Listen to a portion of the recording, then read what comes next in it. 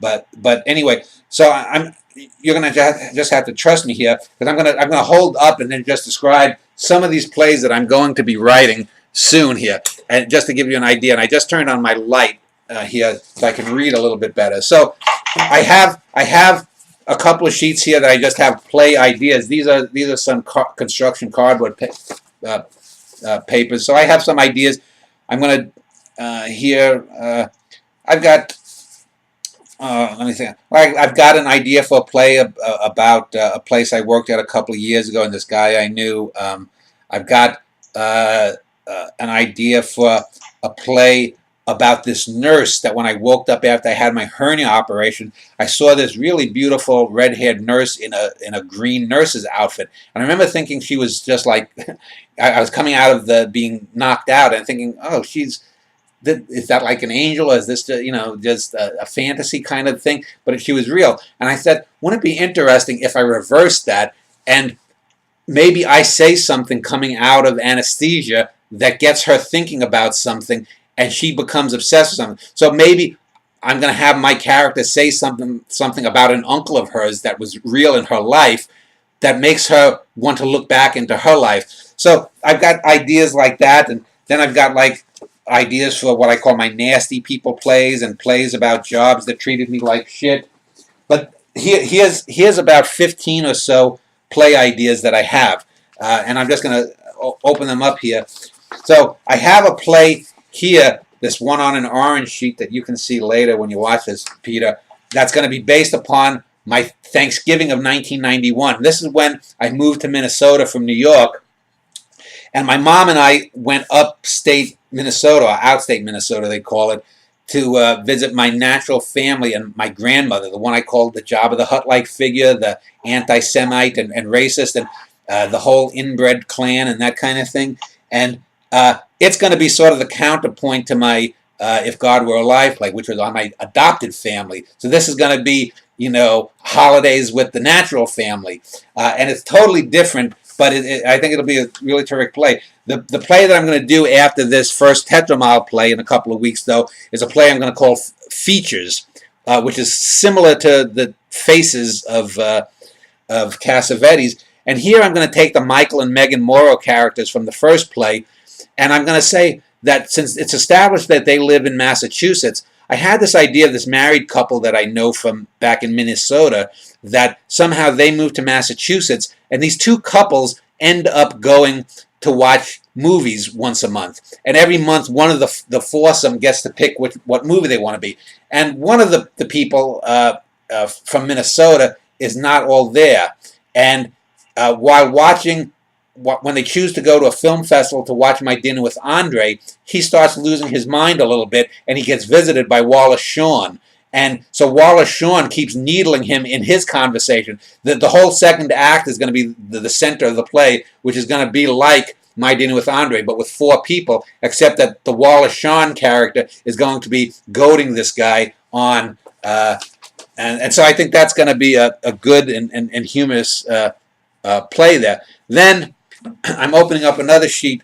I've got this idea for a sextet, 6 plays that I'm calling the Odyssey and Oracle plays. I was having this idea of doing some plays, and I was listening last weekend to some online music about the Zombies, the pop group from England in the 1960s. And their second album was called Odyssey and Oracle. It was a misspelling of the word Odyssey, O-D-E-C, rather than O-D-Y. But there are so many good little pop songs there that have poignant lyrics that I said, well, let me do plays based on this. And so I sort of had some ideas before.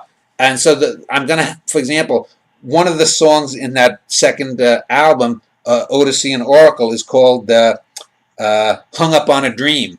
And so that's the title of the play. It's going to be called Hung Up on a Dream. And this is about a dancer that I knew 20-some years ago who had a lot of problems and whatnot.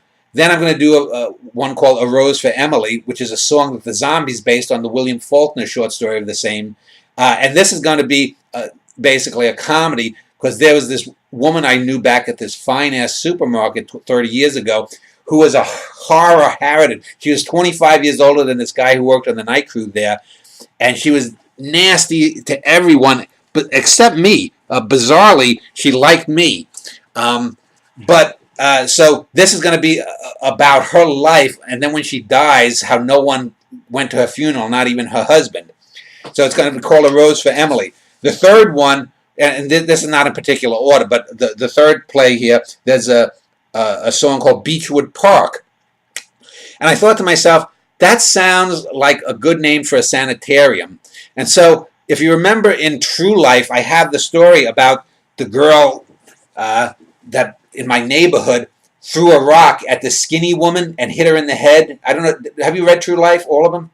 Yes. Do you remember there's the young girl who throws a rock and the woman gets hit in the head and she collapsed. And then this young girl was so distressed by it that years later she became an anorexic. So I said, well, let me extend that even further. Let's say that she's still alive, but now she's in a sanitarium, and I'm going to be doing a play about that called Beechwood Park, because that's a good name for a sanitarium. Then there's a song from there called Maybe After He's Gone. And so this is from another incident I wrote in True Life. These two sisters, one of them, when I was 13, I had sex with this girl in the balcony of a theater during, it was either the Star Wars 1-year anniversary or it was Pretty Baby. I don't remember which one. It was the porno film with Brooke Shields. But anyway, I said, wouldn't it be good if these two sisters, just like Megan and Valerie, 40 years later, never got over the fact that the one sister embarrassed the other? And I'm going to say, well, what if they are at a hospital visiting their drug-addicted brother? And they did have a drug-addicted brother in real life. So that one I'm going to be calling Maybe After He's Gone, which will have multiple meanings. Then I mentioned how I was going to reuse that Mitch Steuben character from the Big Al's Gina. And so I'm going to do a play that's going to basically be 6 very short plays that form the basis of a play around this area. And so one of them is going to be about this dumbass kid, this tough guy who threatened a guy, jumped up and down on his car, and then was shot dead. And then the second little play is going to be on this girl that I tutored summer school once, and she traded sex for studying. And then the third one is going to be on this guy who was the cousin of one of my friends as a kid, and who led a racist attack against some kids at the school where I went to. Then there's going to be another incident where some kids I went to school with and I find this black guy who'd been beaten. Then there's anyway, so that it's going to be a series of playlets. Then the sixth one is actually going to involve Don Moss. And about 20-some years ago, Don had a fundraiser for this cabaret in Minnesota. This cabaret where this guy who's a real, I won't use the real name, but who's a real son of a bitch. And so he had this fundraiser for it. And since then, Don probably would totally disavow this thing. But I'm going to call it Friends of Mine. So those are 6 plays that are going to be based upon the titles of these pop songs from the Zombies. So that's a sextet that I'm working on. And I've got a couple of other plays here. I'm going to do plays that I'm going to call name plays, where the name of the play is the name of the main character. So one of them is going to be called Landon. When my mom, before we moved to Texas, in the last 3 years that I was living in Minnesota, I married Jessica, and Jessica and I lived in the house that my mom had. My mom took an apartment, and for those 3 years, she acted as the babysitter to this young boy, this tot, who was like 3 or 4, 5 at the most, when my mom moved away with me in 03 to Texas.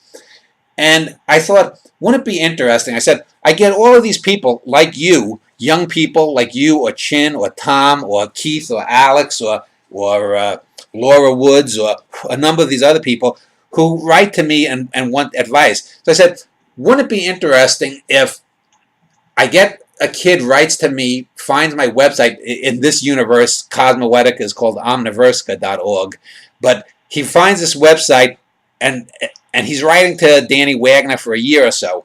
And then it turns out that he finds out that the woman he called Omar as a boy, who he thought was related as a grandma, really wasn't. But it turns out that that was Helen Wagner, Danny's mother. And in the course of their emailings back and forth, Danny says, "That's my mother you're talking about. I lived in Minnesota.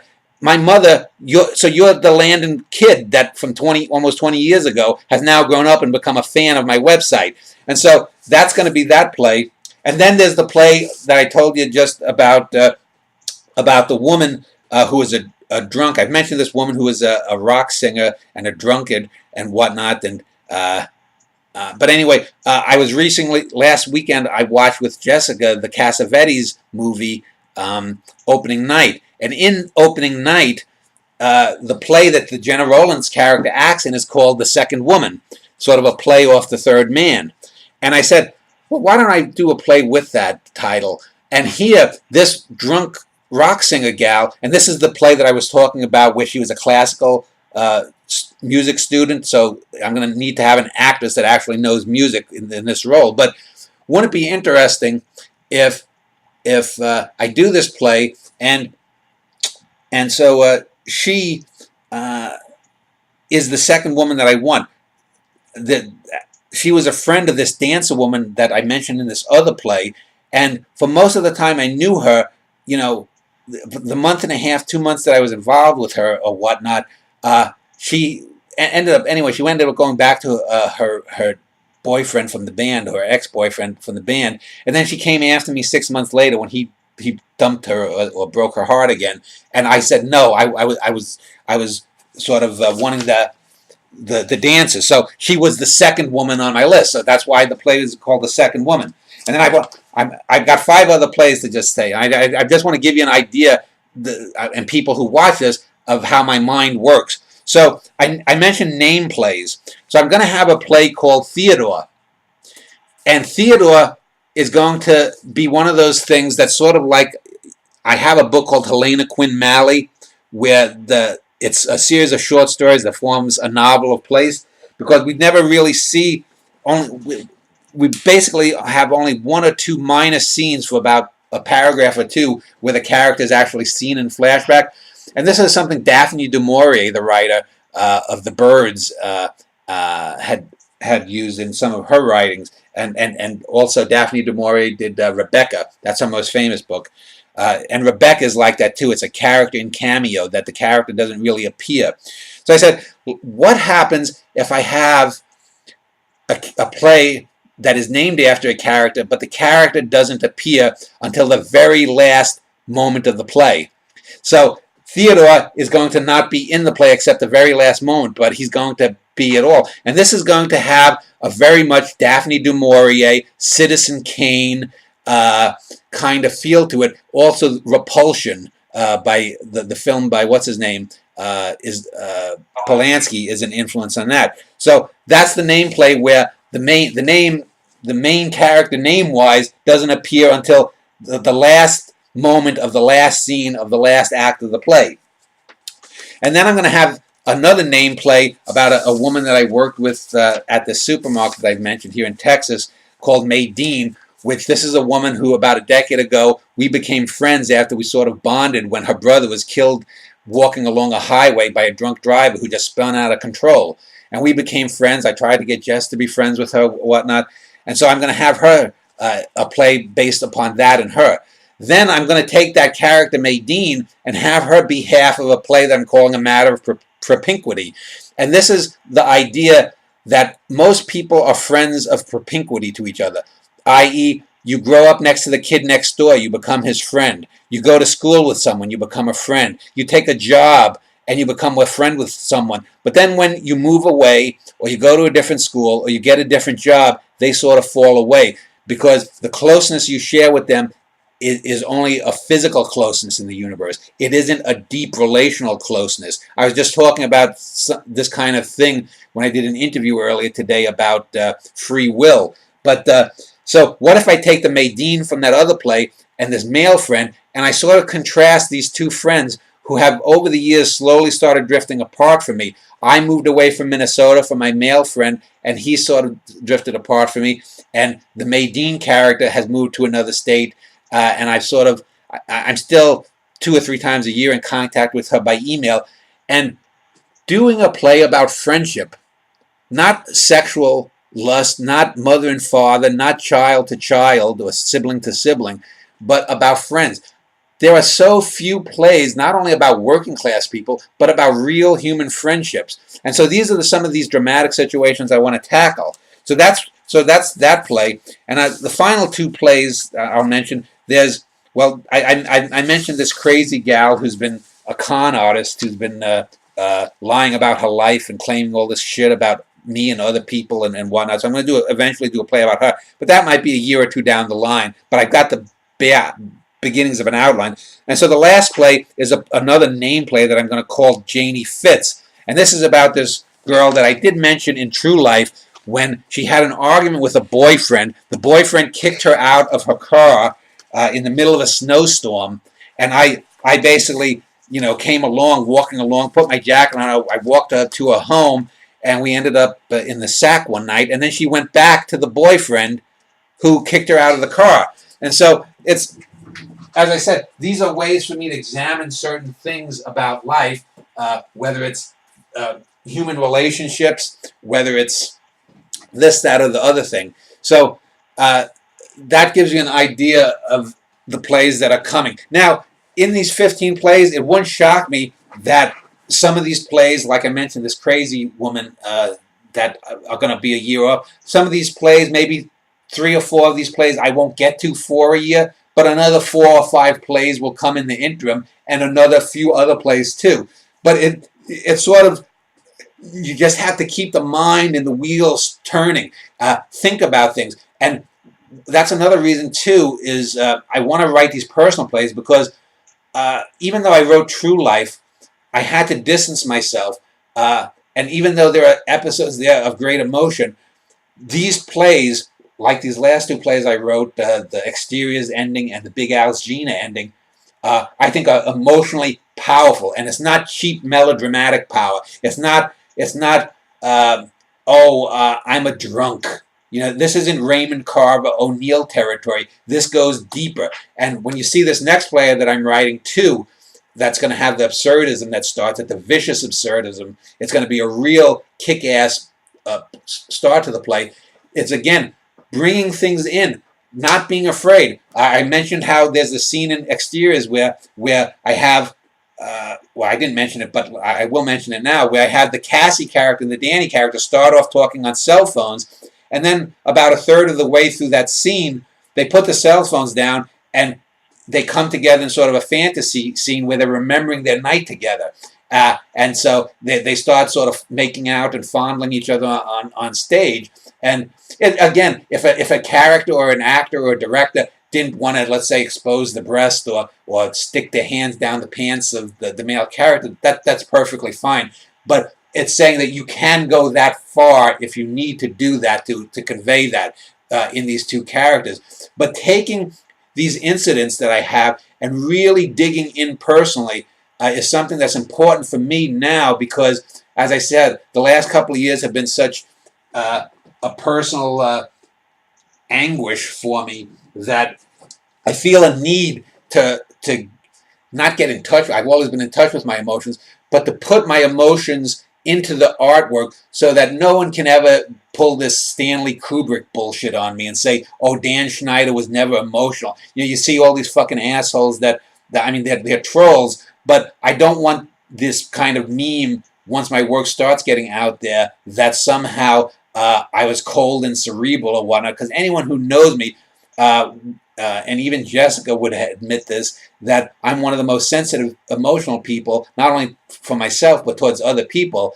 But most people don't get that because, like Jessica says, you're like a machine, you just keep going or whatnot. And sometimes I think people like you or Chin, for example, might get this idea that I don't feel things, but I feel things very deeply. And these plays will help put that out there in the artistic expression.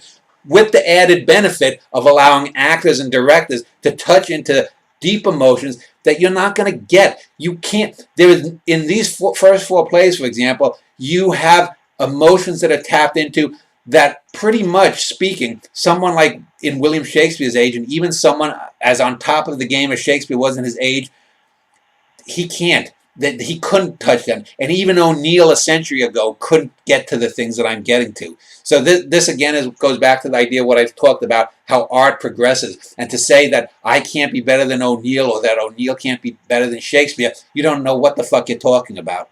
So I don't know if you have any other questions. Go ahead, ask them, and or then we can move on to the other half of our interview here.